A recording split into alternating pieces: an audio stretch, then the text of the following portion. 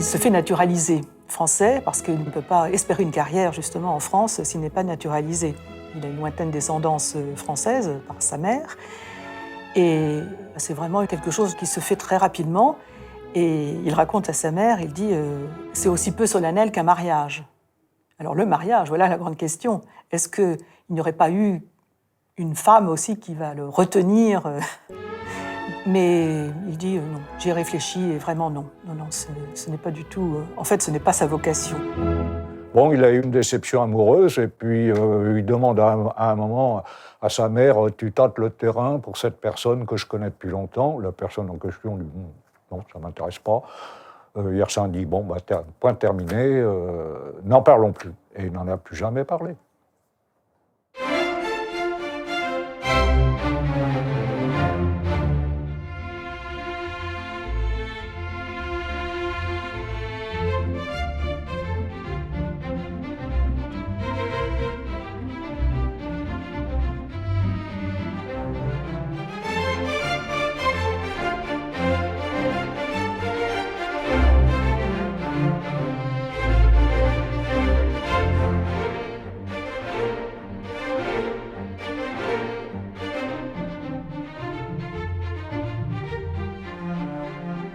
Il y a chez Yersin un Paris d'avant 1889 et un Paris d'après 1889.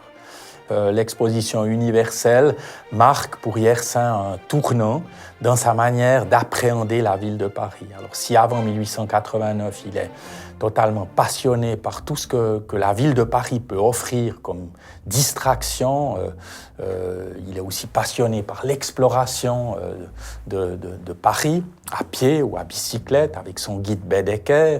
Il va au théâtre, il va au Louvre, il va écouter de la musique.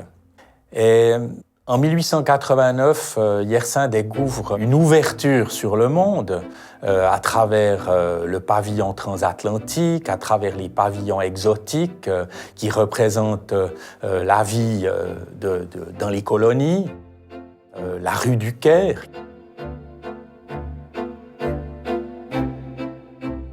Mais aussi les pavillons de l'Indochine avec des gens de là-bas qui ont été engagés comme acteurs et qui doivent mimer une vie indo-chinoise ou une vie nord-africaine parfaite.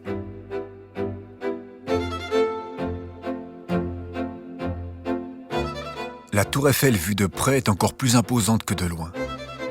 J'en ai profité pour aller hier faire une visite à l'exposition.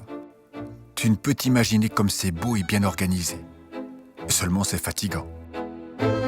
Je suis resté là toute l'après-midi et le soir jusqu'à 10 heures. Et note que je n'ai pas vu la 100e partie de ce qu'il y a à voir. L'exposition des colonies sur l'esplanade des Invalides nous transporte encore dans des pays plus exotiques, avec villages et habitants bizarres.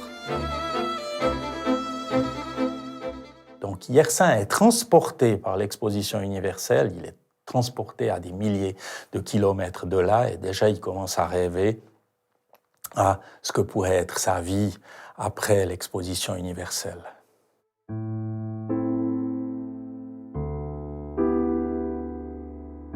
Je ne serais pas fâché de quitter Paris quand nous aurons mené à bien notre travail sur la diphtérie. Et ce jour est encore très lointain, car en somme, je profite peu de Paris. Le théâtre m'ennuie, le beau monde me fait horreur. Et cependant, ce n'est pas une vie que de ne pas bouger.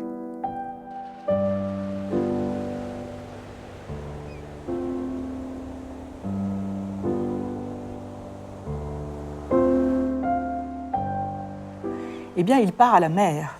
Il part en vacances. Il s'octroie une huitaine de jours de vacances, ce qui à l'époque est quand même assez extraordinaire, extravagant d'ailleurs pour le docteur Roux. Il prend son vélo, met son vélo dans le train et va jusqu'à Dieppe. Ensuite, il suit la côte en vélo. Et il est émerveillé par la mer. Il est logé chez des pêcheurs en Haute-Normandie, puis en Basse-Normandie. Et ouais, je crois qu'il sympathise très vite avec ces familles de pêcheurs. Alors, il décrit ici la partie de pêche. C'est une lettre de, je ne sais pas, 14 ou 15 pages en petit format, mais très lisible, très peu de ratures, des petits croquis. C'est très, très intéressant de voir au jour le jour. Il découvre la mer.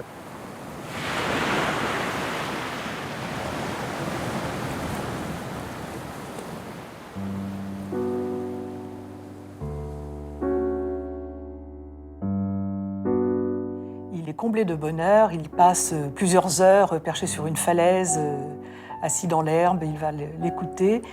Il va prendre son premier bain salé, qui le comble de joie. Il va aussi trouver des pêcheurs, il va lier une amitié avec eux, il va s'embarquer sur leur barque, il va pêcher, et il décrit cette séance de pêche, mais vraiment avec une joie véritable.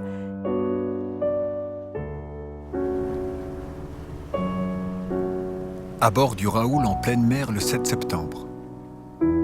Chère maman, quelle drôle d'entête à cette carte, n'est-ce pas? Mon écriture bizarre te dit que ce n'est pas facile d'écrire. Je me suis embarqué ce matin vers 8 heures avec de braves pêcheurs. Il est maintenant 4 heures de l'après-midi. Nous ne rentrons à Grand Camp que demain matin. C'est donc toute une expédition, tu le vois. Ce matin, j'ai fait un moment connaissance avec le mal de mer. Ce n'est point amusant.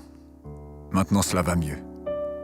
Nous cherchons le turbo, mais jusque-là, on n'a pas eu de chance.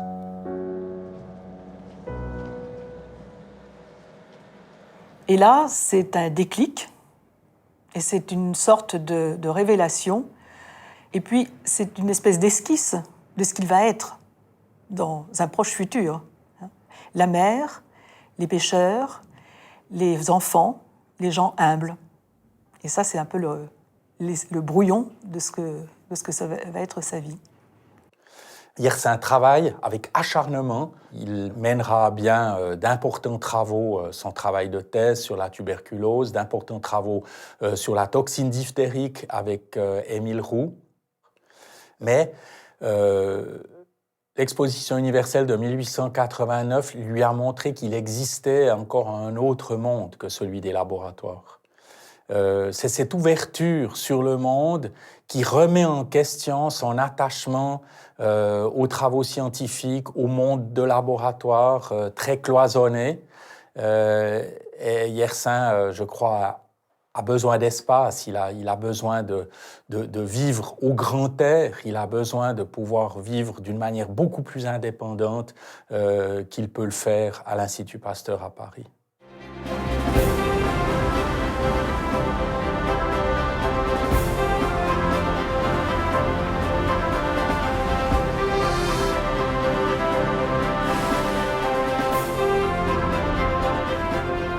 Il a fait son choix. C'est pas une existence avec une femme, des enfants.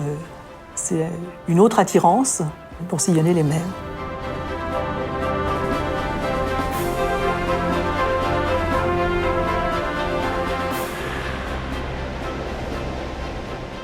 Il découvre la mer et il s'embarque sur la messagerie maritime comme médecin de bord pour voyager, aller ailleurs.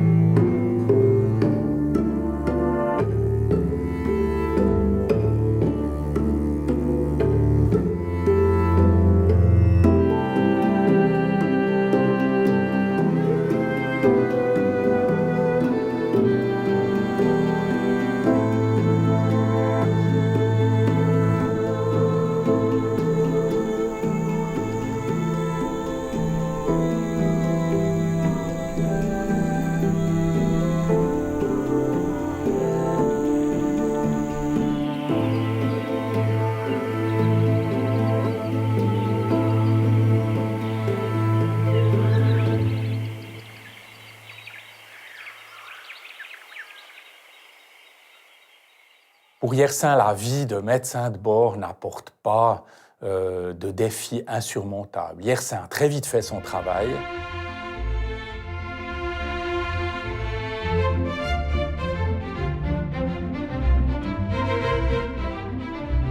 Donc le travail sur le bateau pour Yersin se limite à un certain nombre d'activités journalières et très routinières.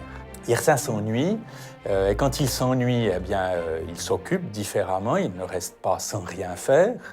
Donc il va en cabotant entre Saïgon et Manille apprendre avec le capitaine à faire le point, à déterminer la longitude, la latitude, donc la position exacte du bateau dans la mer par rapport au soleil, par rapport à l'étoile polaire.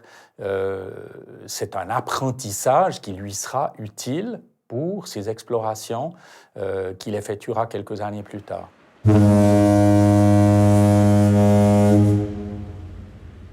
Il est pratiquement médecin de bord sur un navire qui fait Saïgon-Manille aux Philippines, mais il ne navigue pas tous les jours parce que ce bateau reste quelques jours à Saïgon en attendant le prochain voyage. Donc pendant ce temps, lui, qu'est-ce qu'il fait? Il va explorer. Donc il loue ou il achète une barque, il prend un boy, comme disait, un boy anamite, qui sert de traducteur, et il s'embarque, il remonte la rivière, il va plus loin que personne n'a jamais été, il découvre la forêt vierge. Pour lui, tout ça, c'est nouveau. Alors.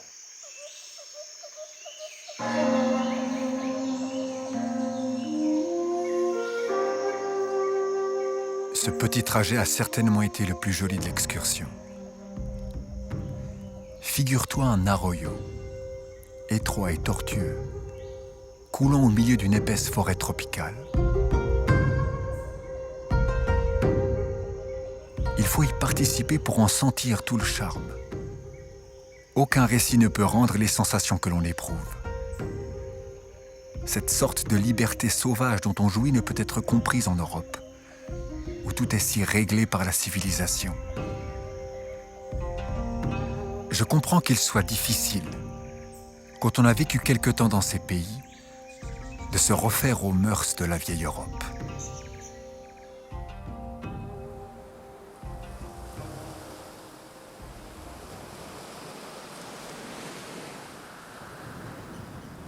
Il passe et repasse devant la grande baie merveilleuse de Nha Trang. Il en est très séduit. Et puis surtout, au loin, se dessine la chaîne anamitique. Alors ça, c'est une chaîne de montagne qui est très peu connue. Il y a certaines expéditions qui ont tenté. Et tout à coup, il a l'idée d'explorer ces régions. C'est toujours cette attirance, cette curiosité de voir au-delà. Et ça se reflète toujours dans la vie de Yersin. Enfin, c'est une constance. Il a rêvé d'être médecin, il ne sera pas. Il est attiré par la recherche, parce que la médecine, pour lui, il ne peut pas concevoir de demander de l'argent aux patients. C'est pour lui demander la bourse ou la vie. Donc, il y a autre chose qui l'attire, et il va aller jusqu'au bout. À chaque fois, il va jusqu'au bout de son but, de ses rêves. Et il va entreprendre des explorations.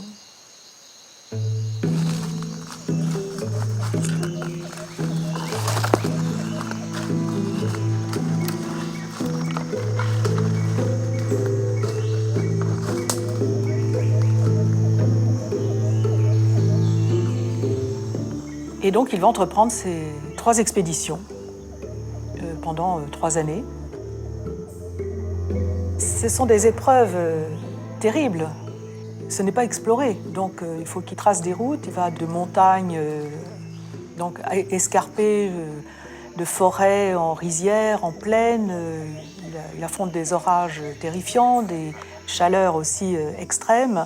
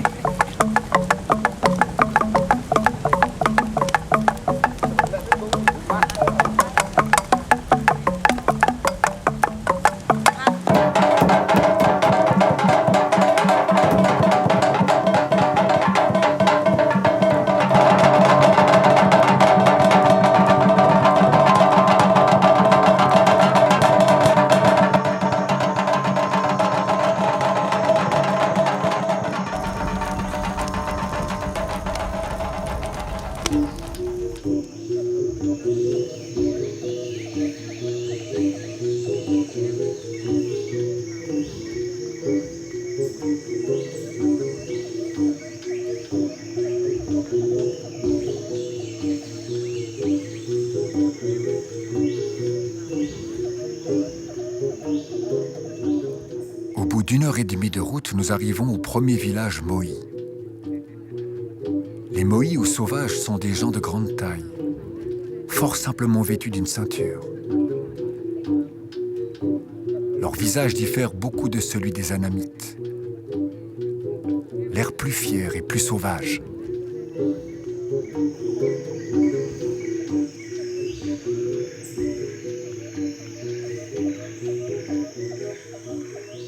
C'est intéressant de constater que pour Yersin, même s'il utilise le terme de Moi, qui traduit veut dire sauvage, ne considère pas les sauvages comme des êtres inférieurs. Il les considère comme des enfants. Dans un certain sens, il est un colonial, même si on a voulu prétendre qu'il n'en était pas un, puisqu'il vit à l'époque coloniale et qui se fond dans la vie coloniale. Donc il est, qu'il le veuille ou qu'il ne le veuille pas, il est colonial.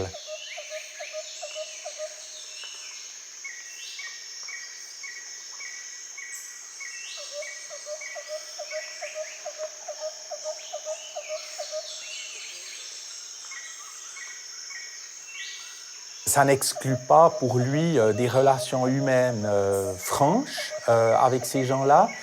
C'est peut-être la clé de son succès, c'est d'être toujours authentique, d'être toujours lui-même, d'être honnête, de ne pas mentir, de toujours faire part de ses intentions telles qu'il veut les réaliser. Et il retrouve chez ces gens qu'on appelle sauvages des partenaires.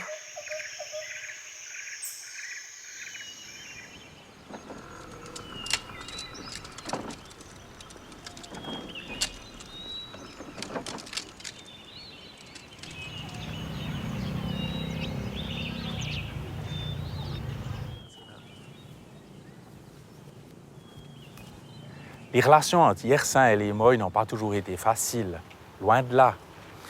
Yersin a maintes fois risqué sa vie, mais il a su comprendre les Moy. Il dit lui-même qu'il a appris à les aimer. Il a su négocier, il a même dû négocier pour le compte de chefs de village la paix entre des villages qui étaient en guerre. Et de ces relations avec les Moy sont nées de solides amitiés.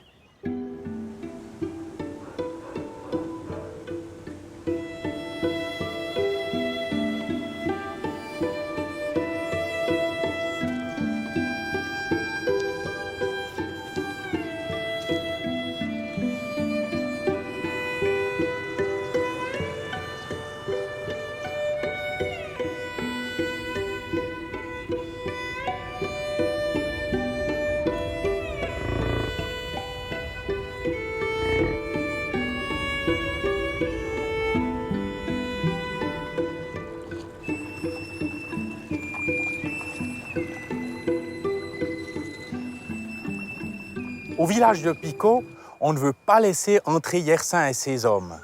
Ils doivent donc établir leur camp à l'extérieur du village. Peu de temps après, le chef du village et ses guerriers viennent trouver Yersin et lui demandent « Où vas-tu » Yersin répond « Je vais vers le nord ». Le chef du village ajoute « Il n'y a pas de chemin vers le nord ». Et Yersin d'ajouter « C'est ce qu'on va voir ». Yersin rusé a déjà envoyé ses hommes repérer où se trouvaient les pirogues du village cachées sous les arbres au bord de la rivière. Et dès que le chef du village et ses guerriers sont retournés dans le village pour aller parlementer, Yersin et ses hommes montent dans les pirogues et traversent la rivière pour continuer leur chemin vers le nord.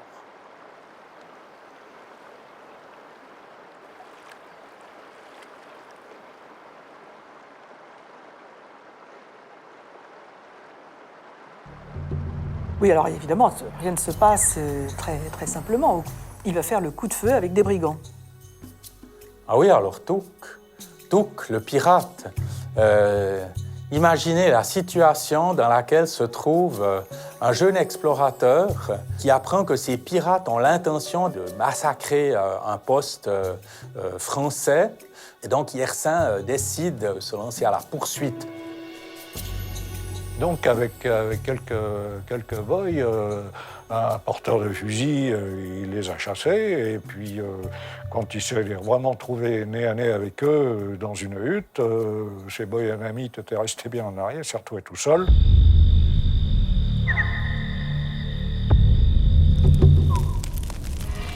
Autour d'un grand feu veillait une quinzaine d'hommes. En me voyant apparaître, il se lève et s'enfuit précipitamment sans crier à la garde. Du premier coup d'œil, je reconnais les chefs. Je m'avance donc vers la maison, persuadé que je suis suivi par mes anamites.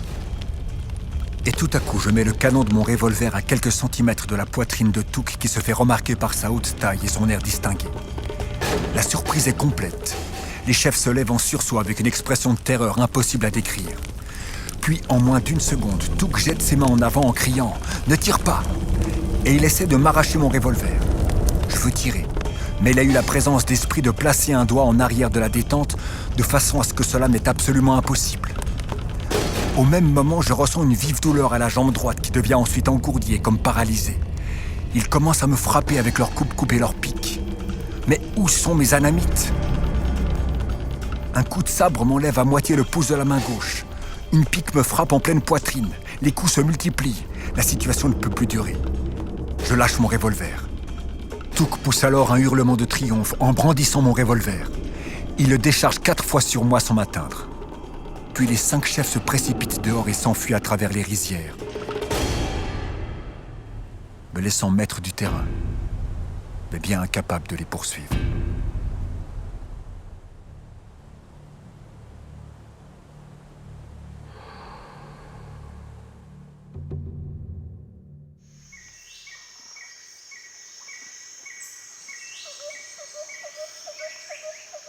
Yersin s'est retrouvé tout seul avec une jambe cassée, les bandits en fuite, et ensuite il se fait transporter en hamac pour revenir sur la côte, donc plusieurs jours de trajet.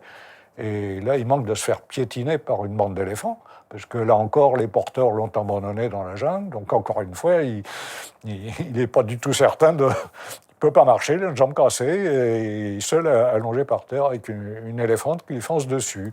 Bon, j'aimerais pas être à sa place. Il s'en est quand même tiré.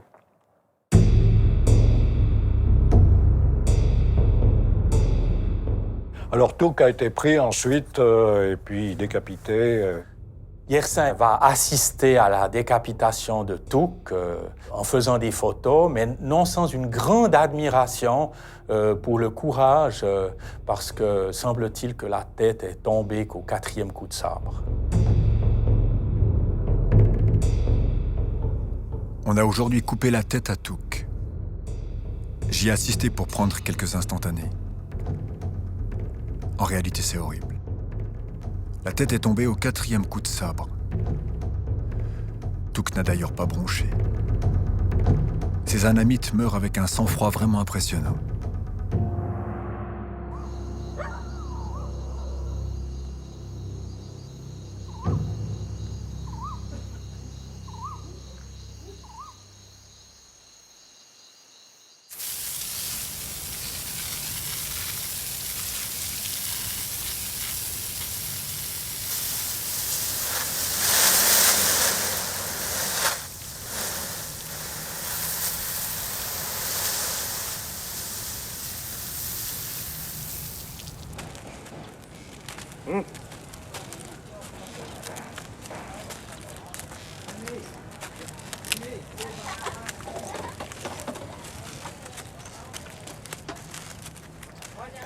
Alexandre Yersin utilisait les éléphants pour économiser des porteurs. Il lui aurait fallu environ 50 porteurs, mais lorsqu'il avait à disposition 1 à 2 éléphants, ça permettait de pouvoir les charger avec une partie importante de ces charges qui étaient constituées de vivres, de munitions, mais aussi de cadeaux, notamment de rouleaux d'étoffe et de matériel pour le bivouac, du matériel pour les tentes. Et ces éléphants permettaient d'avancer pas très rapidement, mais d'une manière très sûre. Les éléphants passent partout. Les éléphants, lorsqu'ils ont un obstacle devant eux, que ce soit de la broussaille, des arbres, les arrachent d'un coup de trompe. Les éléphants sont aussi une sécurité de transport par rapport aux tigres. Mais parfois, les éléphants s'impatientent et puis ils sont capables de partir avec leur charge, de s'enfuir et de tout casser, tout briser, comme c'est arrivé à Alexandre Yersin à plusieurs reprises.